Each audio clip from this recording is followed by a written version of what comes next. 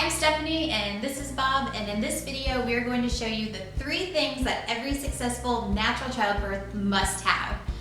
But before we get into those, let me share with you a few of the many benefits of having a natural birth. So a natural birth is beneficial for mom because she's less likely to have a traumatic birth compared to a medicated birth or a birth with a lot of different medical interventions. And not to mention, her recovery time is so much faster when you birth naturally. And for your baby, you're setting your baby up to this path to amazing health before they even take their first breath. So research shows that natural births promote a strong immune system for your baby and have been known to reduce the chances of allergies and asthma. And studies also show that babies who are birthed naturally have a much easier time latching on to breastfeed. So with all these benefits, you may be thinking, well, why aren't natural births more common? Now, statistically speaking, only 1.5% of all of the births in the United States are actually natural births. And for the small percentage of women who actually attempt it, and it's normally because of all the benefits that she just explained, they're aware of it, so they attempt it. Most of these are actually unsuccessful. And the most common reason for such a low statistic and why so many women are unsuccessful is either due to the pain of the contractions, or there's some sort of an obstacle that leads women away from their natural birth journey. So something comes up and it steers them off of their path. And just to keep this doom and gloom attitude going here for an extra second, when you look at C-sections, 1 out of 3 births in the United States are by way of a C-section. So I guess what I'm really trying to say here is that this whole approach of having a complete natural childbirth with the fewest amount of medical interventions is actually pretty rare in the United States. But here's the deal with natural birth, and I say this after having 2 of my own and educating hundreds of women, and natural birth does require putting in some work and preparation ahead of time. So are there times that it will be difficult? Yes, definitely. But do you need a special skill set or a certain physique to have one? You actually don't. You just need to be informed with the proper knowledge. So what I'm basically saying is anyone can do it, assuming there's no medical conditions, but it does require work. But the unparalleled benefits for mom and baby always outweigh the work and challenges that a woman has to go through. So let's jump right in and let me show you the 3 elements that every successful natural birth has. So let me share a quick story that illustrates these 3 elements. Now I remember with our second, it was the smoothest birth you could ever imagine. So I was in labor for 12 hours from start to finish, and we literally got to the hospital during the 11th hour. So we checked into the hospital, I walked into the room, I jumped right onto the bed, got on my hands and knees, and was in the push phase. So we cut it really close, but it was an awesome experience. And I remember talking with our midwife after I had Maddox, and she was saying how great everything was. And I remember you made a comment like, yeah, yours was awesome, but I feel horrible for the lady next door.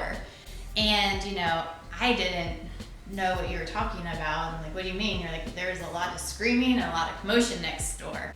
I didn't hear any of this because I was doing my thing, but I actually got a chance to talk to this lady the next day, and I remember we started talking about our birthing experiences, and she was telling me how she really wanted to have a natural birth, and she did all this preparation all these months ahead of time. So she joined Facebook groups on natural birth. She was telling me how she watched YouTube videos, she read a book, she spent countless hours on Google.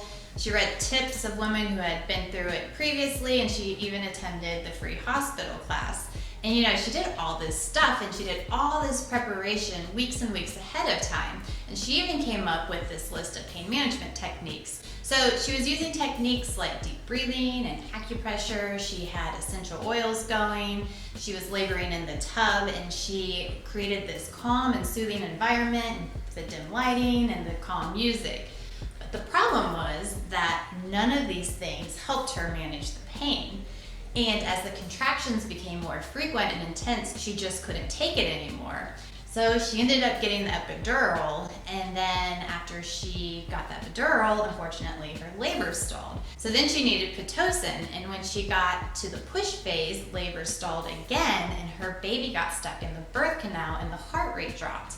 and they were actually getting ready to do an emergency C-section, but were able to get her baby out with a vacuum. And that was all the commotion that was going on next door to us. And so what started out as this natural event turned into a very dramatic birth, unfortunately. So when I told her my story, she was taken back with my approach because it looked similar to hers, because I used many of the same pain management techniques that she used for my own delivery.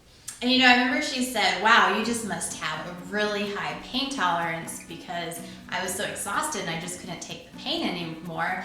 And I remember thinking, if anyone knows me, no, that's not true at all. So as I said earlier, there are 3 aspects to natural birth, and she did an awesome job at having strategies to help with the pain, which is the first strategy and an absolute must-have in order to have a natural birth. But unfortunately, that was just one of the 3 things needed, and so she was missing the other 2. And most women that struggle with natural birth share a similar story to hers, and normally they're lacking 1 or 2 of the 3 elements. So let us show you what a successful natural birth does look like, including the other 2 elements that she missed.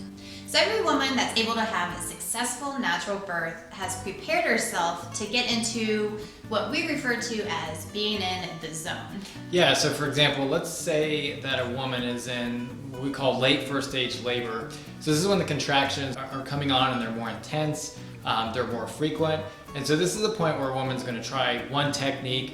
And let's say, for example, with this story, let's say that she tries one technique and it doesn't work. So she tries another and it doesn't work. And she tries another and it doesn't work. And none of these things are really helping with her pain. But all the while, she's learned how to focus her mind on labor until she finds the one that actually does help and does provide pain relief.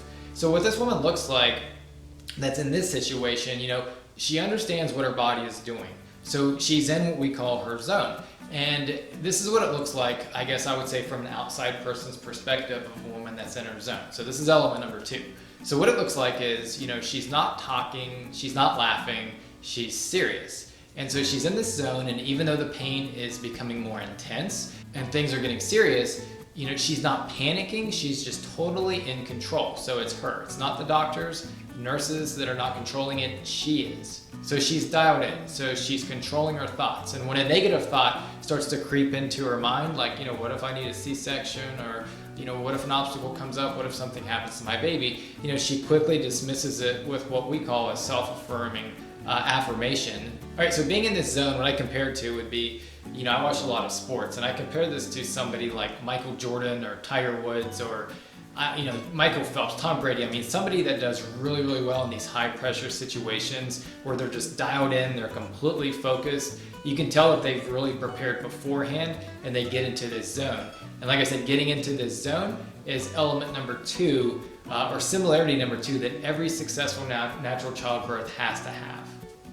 All right, so if that's element number 2, when we look at element number 3, it has to do with overcoming obstacles. So in this case, if we go back to this woman and we're picturing her again, when she's in her zone and she's doing her thing, when obstacles come up, and most likely they're going to, she doesn't panic, she's in control, and she knows how to handle them. So for example, if her labor stalls, she's gonna have a handful of things that she can do first off to get it going again.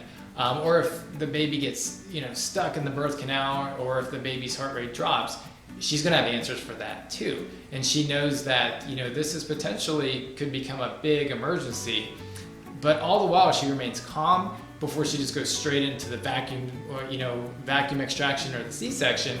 So she's going to try a handful of things to get the heart rate back up again. But what I'm trying to say is that these obstacles are there, they're going to come up. But a successful natural childbirth, the women are going to know what these are, they're going to have answers for them, they're not going to panic, and they're going to stay in control.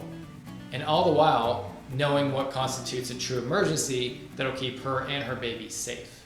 Okay, so let me do a quick recap here. So element number 1 has to do with pain management options and strategies, and you have to have a list of things that you want to try. And then element number 2 is learning how to prepare your mind to stay completely in control and focused in your zone. And then element number 3 is knowing how to prepare for obstacles and how to know what constitutes a true emergency so that you can keep you and your baby safe throughout labor. And these are the 3 elements that every successful natural childbirth has to have.